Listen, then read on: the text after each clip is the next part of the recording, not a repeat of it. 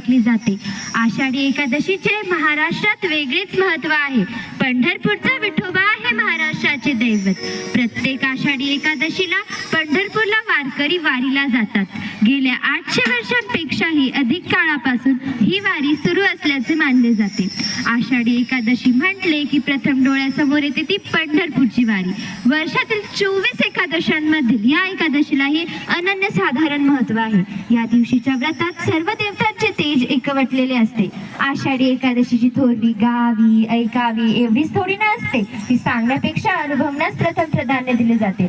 आषाढी एकादशीला प्रातस्नान करायचे, तुळशी वाहून विष्णूंची पूजा करायची, हा संपूर्ण दिवस उपवास करायचा, रात्री हरिभजन करत जागरण करायचे। आषाढ शुद्ध द्वादशीला वामनाची पूजा करायची आणि पाळणे सोडायची। या दोन्ही दिवशी श्रीधर नावाने श्री विष्णूंची पूजा करतात आणि रात्री अहोरात्र तुपाचा दिवा लावण्याची विधी करतात। वारकरी संप्रदाय हा वैष्णव संप्रदायातील एक प्रमुख संप्रदाय आहे। या संप्रदायाने वार्षिक 6 माई याप्रमाणे जशी दिशा घेतली तशी वारी करतात। पायी वारी केल्याने शारीरिक तप घडते असे मानले जाते। धन्यवाद।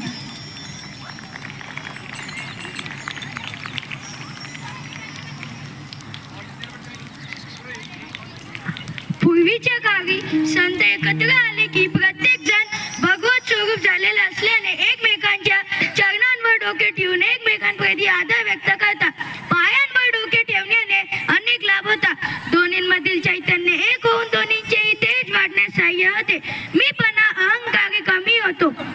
सगळीकडे ईश्वर आहे ही भावना बघावे। आपले कल्पना सांगत नवीन रचना अभंग ओव्या म्हणून दाखवत इतरांना सर्वजण या मेळ्यात उपस्थित असल्याने इतरांना समजावे। सर्व वारकरी वारींसाठी आस्थागायत सुरू आहे। धन्यवाद। आषाढी एकादशी व्रतात सर्व देवतांचे तेज एकवटलेले असते। अदृश्य भगवंताच्या अस्तित्वाचा एक भक्कम पुरावा म्हणजे पंढरपूर। वैकुंठ भुवनाच्या आधीपासून पंढरपूर अस्तित्वात आले अशी मान्यता आहे। त्यामुळे पृथ्वीवरील सर्वात पुरातन तीर्थक्षेत्र म्हणून पंढरपूरचा उल्लेख केला जातो। त्या संदर्भात एक ओवी मिळते। आधी रचिली पंढरी नंतर वैकुंठ नगरी, आधी रचिली पंढरी नंतर वैकुंठ नगरी। संत नामदेव महाराजही आपल्या अभंगात म्हणतात, जेव्हा नव्हते चराचर तेव्हा होते पंढरपूर, जेव्हा नव्हते चराचर तेव्हा होते पंढरपूर। पृथ्वीवरील केवळ 2च तीर्थक्षेत्र नाश न पावणारे आहेत, एक म्हणजे काशी आणि दुसरे म्हणजे पंढरपूर।